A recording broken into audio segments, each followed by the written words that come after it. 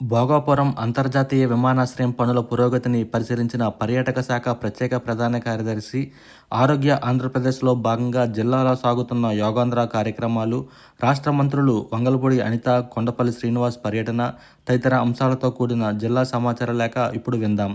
వ్యాఖ్యానం విజయనగరం జిల్లా ఆకాశవాణి ప్రతినిధి రామకృష్ణ. జిల్లా కేంద్రంలో ఏటా అక్టోబర్లో నిర్వహిస్తున్న విజయనగరం ఉత్సవాన్ని పర్యాటక ఉత్సవంగా రాష్ట్ర ప్రభుత్వం గుర్తించింది. ఈ నేపథ్యంలో ఉత్సవ నిర్వహణకు 50 లక్షల రూపాయలు కేటాయించింది. రాష్ట్ర పర్యాటక శాఖ ప్రత్యేక ప్రధాన కార్యదర్శి అజయ్ జైన్ ఈ మేరకు ఉత్తర్వులు జారీ చేశారు. విజయనగరం ఉత్సవాన్ని జిల్లా స్థాయి పర్యాటక ఉత్సవంగా గుర్తించి నిధులు కేటాయించినట్లు కలెక్టర్ డాక్టర్ బిఆర్ అంబేద్కర్ తెలిపారు. ఆరోగ్య ఆంధ్రప్రదేశ్ లక్ష్యంగా ప్రతి ఒక్కరికి యోగా గొప్పతనాన్ని వివరించి వారితో యోగాసనాలను అభ్యసింపజేసే ప్రక్రియకు విజయనగరం జిల్లాలో శ్రీకారం చుట్టారు. యోగాంధ్ర నెల రోజుల కార్యక్రమంలో భాగంగా జిల్లాలో 7 లక్షల మందికి పైగా ప్రజలు ఇందులో భాగస్వామ్యులయ్యేలా గ్రామ, మండల, పట్టణ స్థాయిలో ప్రదర్శనలు, ర్యాలీలు, పోటీలు నిర్వహిస్తున్నారు. జిల్లాలోని 4 పర్యాటక ప్రాంతాల్లో భారీ స్థాయిలో యోగా ప్రదర్శనలు ఏర్పాటు చేశారు. మే 30న రామనారాయణంలో మెగా ప్రదర్శన చేపట్టగా, జూన్ 6న చింతపల్లి బీచ్ వద్ద, 12న రామతీర్థం, 19న శ్రీ గొర్రిపాటి బుచ్చి అప్పారావు తాటిపూడి రిజర్వాయర్ వద్ద యోగా ప్రదర్శనలు నిర్వహించనున్నారు.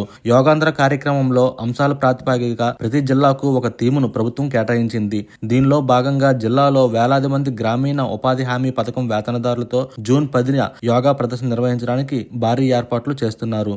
జిల్లా కేంద్రం విజయనగరంలో మున్సిపల్ కార్పొరేషన్ ఆధ్వర్యంలో 10 యోగా వీధులను ఎంపిక చేశారు. 2 రోజులకు ఒకసారి పట్టణంలోని ఏదో ఒక ప్రదర్శన మార్గంలో ఉదయాన్నే యోగాసన ప్రదర్శన నిర్వహిస్తున్నారు.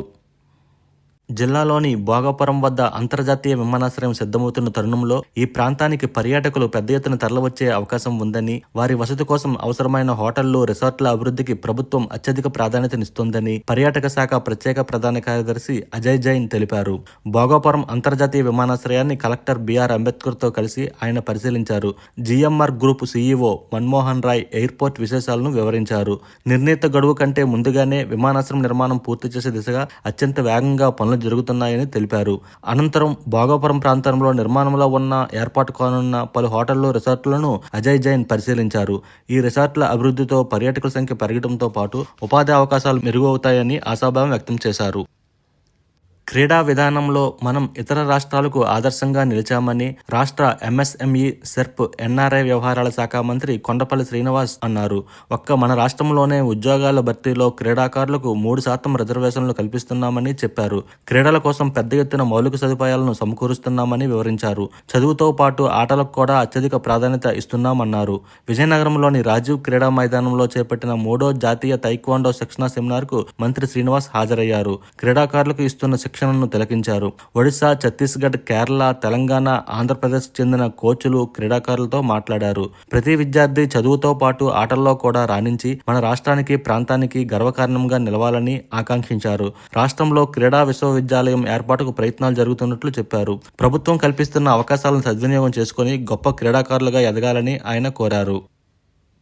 విజన్ 2047 ప్రణాళిక ప్రకారం జిల్లాను అభివృద్ధి చేసేందుకు కృషి చేయాలని విజయనగరం జిల్లా ఇన్ఛార్జి మంత్రి, రాష్ట్ర హోంశాఖ మంత్రి వంగలపూడి అనిత పిలుపునిచ్చారు. జిల్లాలో అందుబాటులో ఉన్న సహజ వనరులను పూర్తి స్థాయిలో సక్రమంగా వినియోగించుకొని ప్రజల తలసరి ఆదాయాన్ని పెంచాలని సూచించారు. వెనుకబడిన ప్రాంతంగా ఉన్న పేరును రూపుమాపాలని పిలుపునిచ్చారు.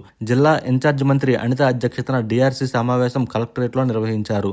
రాష్ట్ర ఎంఎస్ఎంఈ, సెర్ప్, ఎన్ఆర్ఐ వ్యవహారాల శాఖ మంత్రి కొండపల్లి శ్రీనివాస్, పలువురు ప్రజాప్రతినిధులు హాజరయ్యారు. పలు శాఖలకు చెందిన అంశాలపై సుదీర్ఘంగా చర్చించారు. ఈ సందర్భంగా మంత్రి అనిత మాట్లాడుతూ గ్రామాల్లో పారిశుధ్యాన్ని మెరుగుపరచాలని, వీధి లైట్లు వేయించాలని చెప్పారు. గ్రామ పంచాయతీల నుంచి తీర్మానాలు రాకపోయినా, నిధులను విడుదల చేయకపోయినా షోకాజ్ నోటీసు ఇచ్చి చట్ట ప్రకారం చర్యలు తీసుకోవాలని ఆదేశించారు. భోగాపురం విమానాశ్రయం భూసేకరణకు సంబంధించి నిర్వాసితుల సమస్యలను పరిష్కరించేందుకు ప్రత్యేకంగా కమిటీ వేయాలని ఆదేశించారు. చెరుకు రైతుల సమస్యల పరిష్కారానికి రెవెన్యూ శాఖకు సంబంధించిన అంశాలపై సుదీర్ఘంగా చర్చించేందుకు ప్రత్యేక సమావేశాలు నిర్వహిస్తామని చెప్పారు.